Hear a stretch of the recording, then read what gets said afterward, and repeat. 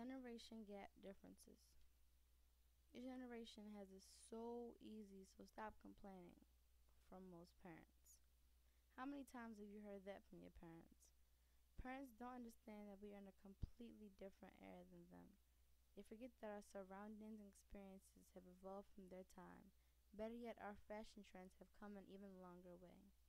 Each generation faces their own problems and handles them differently. In our generation, we are dealing with the higher SAT expectations and social media problems that our parents didn't encounter. Not saying they didn't have their own problems, but these are two problems that are definitely indisputable in our society. In 1994, the percent of content devoted to passage-based reading material was increased from about 30 to about 50% in the SAT. The reading passages were chosen to be more like typical college level reading material compared to previous SAT reading passages. Basically, they made it harder. Changes were then made to the math section of the SAT, such as the tested math content was expanded and the free response questions were now added. These changes were made in response to the suggestions of the National Council of Teachers of Mathematics, which in an influential 1989 report had emphasized the use of real-world problems. At this time, the tested math material was expanded to include questions with more than one correct answer via the free response section, data interpretation, including pie charts, bar graphs, and scatter plots, slopes of lines, probability, concepts of median and mode, logic problems, and counting and ordering problems. Do you parents see the difference in our SATs now?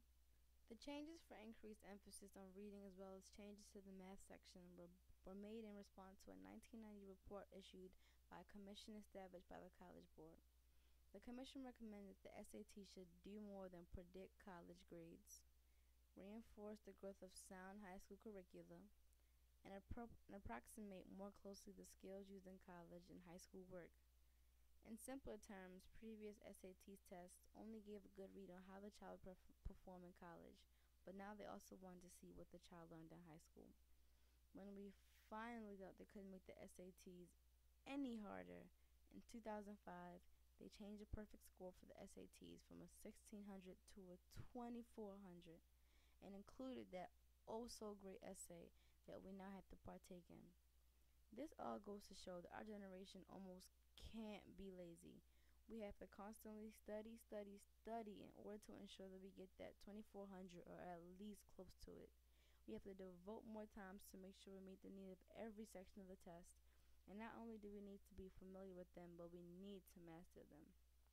So now, parents, please tell me again how hard your tests were.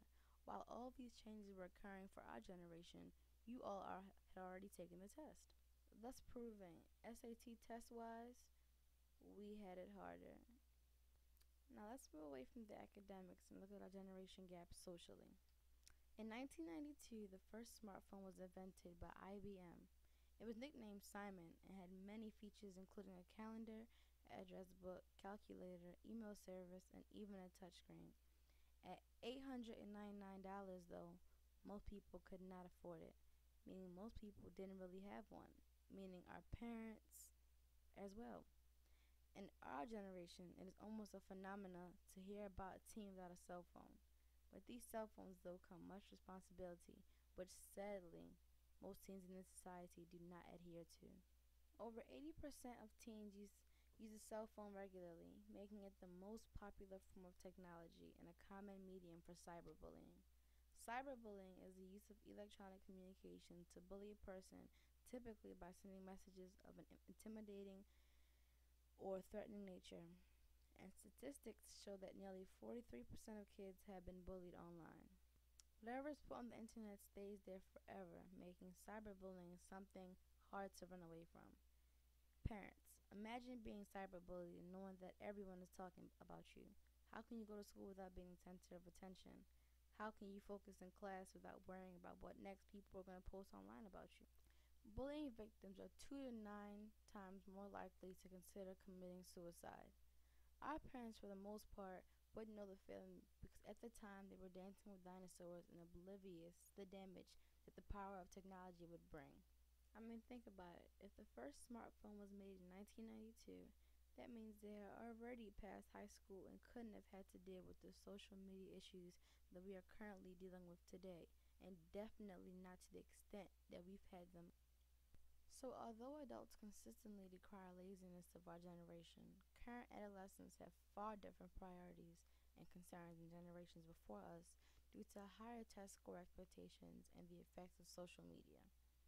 Next time your parent claims our generation has so easy, give them practice SAT and see how well they do. Or take them to Twitter or Instagram and show them how words really can hurt.